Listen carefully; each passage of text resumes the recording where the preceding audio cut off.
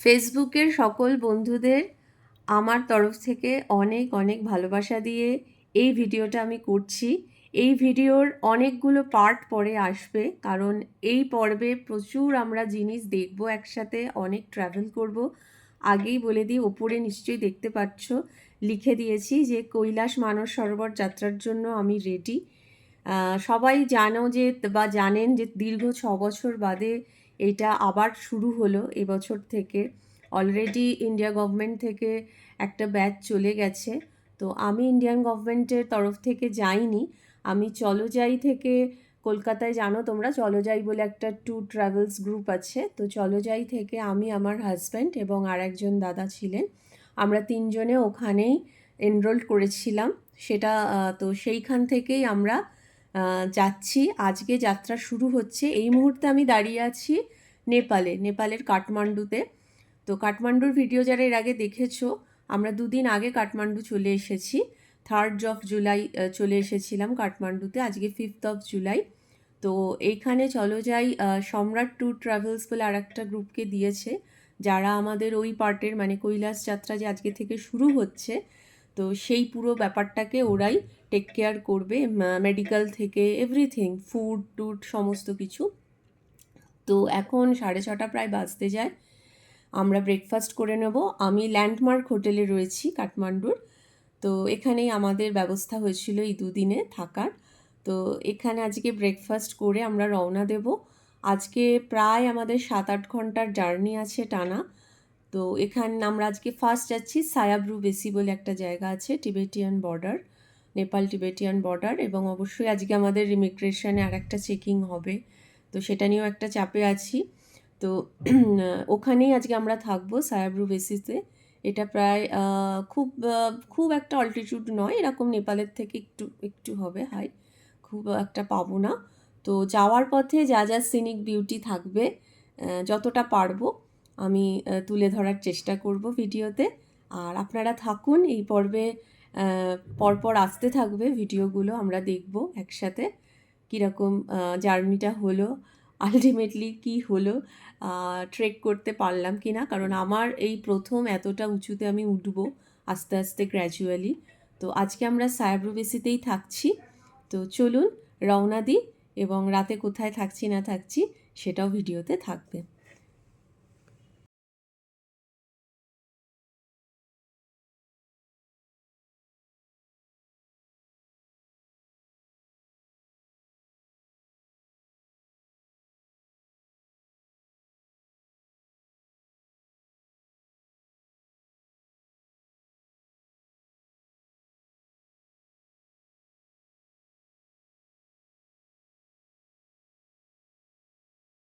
কাঠমান্ডু থেকে সায়াব্রু বেসির দূরত্ব প্রায় 130 কিলোমিটার, উচ্চতা 1460 মিটারের কাছাকাছি। রাস্তা যে খুব ভালো তা বলা যাবে না, কিন্তু প্রকৃতি অতুলনীয়।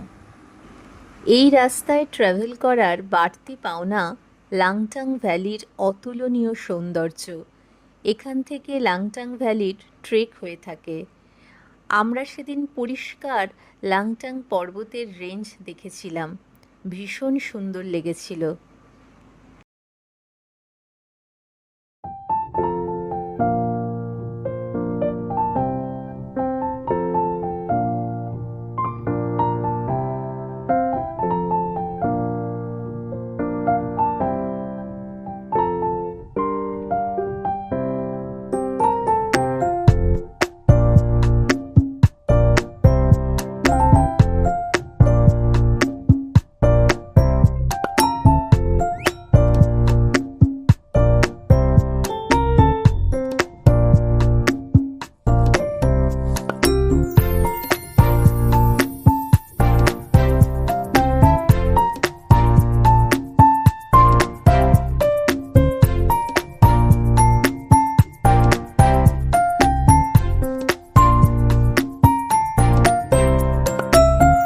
লাংটাং রিজিয়নের রাসুয়া ডিস্ট্রিক্টে অবস্থিত ছোট্ট গ্রাম সায়াব্রু বেসি। আজ আমরা তারই পথে। রাস্তা যে খুব ভালো তা বলা যাবে না, তবে প্রকৃতি কিন্তু সেই কষ্টটা অনেকটা ভুলিয়ে দিয়েছে। প্রকৃতি এক কথায় অতুলনীয়। পাহাড়, ঝর্ণা, জলাশয়, ভীষণ ভালো লেগেছিল পুরো জার্নিটা। এই পথে আগে কখনো কৈলাস মানস সরোবর যাত্রা হয়েছে কিনা জানি না, কারণ আমি হিলসার রুটের কথা শুনেছি, আবার আলমোড়া দিয়ে একটা রুট হয় সেটাও জানি। এই রুটে কখনো আগে হয়েছে কিনা সে বিষয়ে আমার কোনো নলেজ নেই, তবে এই রুটের প্রকৃতি ভীষণই ভালো লেগেছিল। আমরা এনজয় করতে করতে সকলে সেদিন চলে গেছিলাম সায়া ব্লু বেসিন পথে।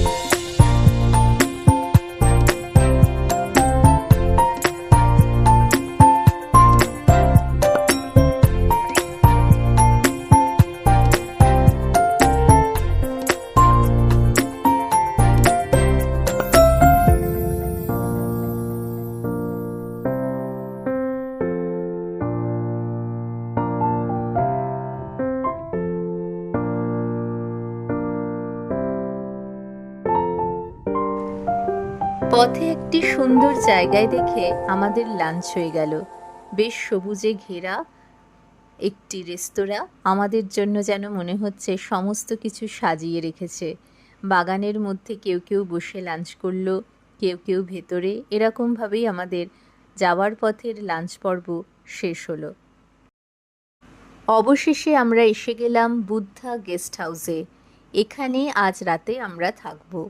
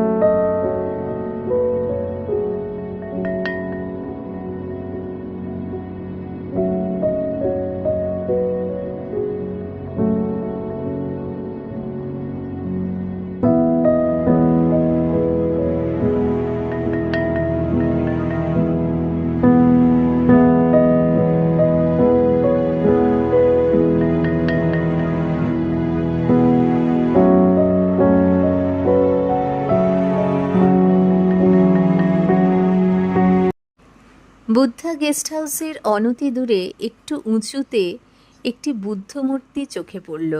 নির্জন সন্ধ্যায় হালকা হাওয়ায় অন্তরের শ্রদ্ধাঞ্জলি দিতে চলে গেলাম সেখানে।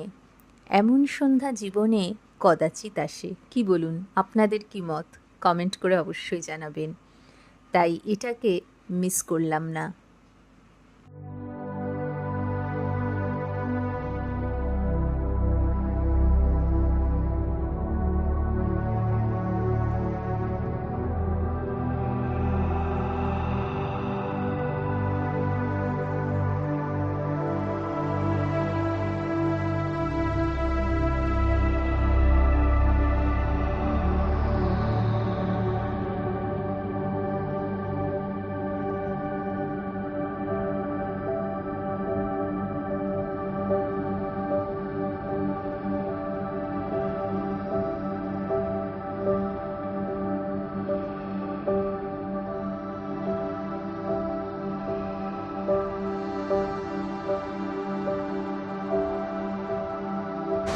আজকের ভিডিওটা এখানেই শেষ করছি।